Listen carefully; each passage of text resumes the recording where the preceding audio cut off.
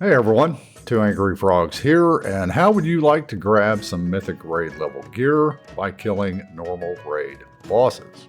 With the War Within Season 2 Turbo Boost now live, we're going to show you exactly how to do that. The Turbo Boost event brings a slew of updates mid-season with Puzzling Cartel Chips, Crest caps lifted, delve improvements, and many other things. Boosting your character's gear to item levels 671 to 681, and boosting your ults is now easier than ever. So let's jump in and cover the details. It all starts with Puzzling Cartel Chips, a new currency that has been introduced for bad luck protection, but one we can use for boosting our character's item level and power. To acquire this new currency, we need to grab a new weekly quest from the poster on the wall of the Council's Treasury building in Dornegal. Ultra Prime Deluxe Turbo Boost Powerhouse Challenges requires that we either defeat 4 raid bosses on Liberation of Undermine Normal difficulty, or complete 4 Mythic Plus dungeons. The quest, once completed, rewards Puzzling Cartel Chips. You'll get 3 of these for completing the quest on week 1, and then 1 chip each week after that, up to a maximum of 9 for each character, which is enough for 3 pieces of gear. So with 3 Puzzling Cartel Chips in hand, we'll head over to Consultant Rexel in Dornegal, located near the Great Vault. From Rexel, we can grab weapons, trinkets, and other special items such as rings, and you can purchase Heroic Raid item level gear for completing the quest on any difficulty, including normal, and gear purchases have no additional requirements. However, to purchase Mythic Raid gear, you must have killed the boss that drops the item at least once on Mythic difficulty. So for example, if you're looking to grab the Mug's Moxie Jug trinket, you will need to have defeated Mug Z. Consultant Rexel also offers a selection of trinkets from Season 2 dungeons. To purchase Mythic dungeon gear, you will need to have beaten the timer in all Season 2 Mythic Plus dungeons at Mythic Plus 12 or higher. So the piece of gear you just bought is item level 649 to 665, depending on the piece of gear purchased. So, where's the item level 671? That's where changes to the upgrade paths come into play. The upgrade path changes apply to both hero and Mythic gear. Normally, these tracks have 6 upgrades. For example, hero track gear could be upgraded to item level 665 at 6 of 6 upgrades. With the Turbo Boost event, hero and myth tracks now have 2 additional upgrades, or a total of 8. This change enables upgrading hero track gear to 671. To assist with collecting the Crests and Valorstones needed for upgrading to higher levels, there are multiple changes with Turbo Boost. First is that Crest caps have been removed, so we can collect as many Crests as we want now, which allows us to upgrade gear as fast as we can farm Crests. Note that this also allows you to continually exchange Crests from lower to higher levels as well, since the cap for all Crest levels has been removed.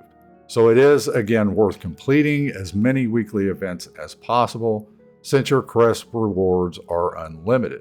Second is that Valorstones are now warbound for the remainder of Season 2 and can be transferred freely between your characters. This change helps immensely with gearing our alts that may not run as much content for Valorstones. Transferring from one character to another will incur a 25% cost. So for example, transferring 100 currency actually costs 125. This is still a great change for gearing our alts, especially if you have completed gearing achievements such as Rune of the Undermine, which reduces the Valorstone cost on upgrades for your alts. So we have a way to grab 3 pieces of raid-related gear and upgrade to item level 671. But there is another way to continue the gearing upgrades, and that is through crafting. When crafting gear with a Spark of Fortunes, we can now craft or recraft using a new item, the Runed Augmentation Matrix or Gilded Augmentation Matrix. These are sold by the same vendors that sell enchanted crests, land at the enchanting trainer, or cyanite at the crafting order building. Each Runed Augmentation Matrix costs 15 Runed Undermine crests and each gilded augmentation matrix costs 30 gilded Undermine Crests, and these increase the gear up to 3 or 6 item levels respectively. So whereas we would previously max out at 658 for quality level 5 with an enchanted rune crest, and 675 with an enchanted gilded crest, those are now 663 and 681. So in some cases, you could be better off crafting gear than keeping the gear you have equipped, given the fact that you can also set the stats with additional items on your crafted gear. With enchanted gilded Undermine Crests and gilded augmentation matrix, and the changes to the crest caps and crest farming, it is now possible to deck your character out with a lot of 681 item level gear. For crafted gear that you already have equipped, once you have an augmentation matrix, there's a new slot on crafted gear that can be used for recrafting as well. A final change related to crest farming, especially if you primarily play solo, is the change to delves. Tier 11 Bountiful Delves now reward more runed and gilded crests. Regular Bountiful Delve chests now award 10 rune crests, and the once per week Delver's Bounty Map reward has been doubled and now rewards 20 gilded crests. With this change, we can now get 41 gilded crests per week in Tier 11 Delves. In addition to the changes to rewards for completing delves, there is more to be gained from the Turbo Boost event. First is a boost to Brand's experience when completing delves, so getting him to max level will be quicker. And the higher the Brand level, the better he serves as a companion in delves. This change could be enough to get you through the Tier 11 delves for the Gilded Crest farm if you were unable to complete them previously. Delver's Journey progress has also been significantly increased from Bountiful Coffers, Hidden Troves, Nemesis Strong Boxes, and End of Delve completions. And this opens up quite a few benefits, including the ability to purchase restored coffer keys from Sir Finley, getting the Nightfall Sanctum campsite background for your Warband camp screens, and schematics for the Godtrotter Season 2 Delve mount. For solo players, you can maximize your gearing during Turbo Boost with delves and the weekly quests and events as well. For Tier 11 delves, as we mentioned, you can grab 41 Gilded Crests per week, 20 for the Delver's Bounty Map, and 21 from the Gilded Stash chests for completing 3 Bountiful Delves. Tier 11 Bountiful Heavy Trunks also reward 10 Runed Undermine Crests, and this can be farmed as long as you have restored coffer keys.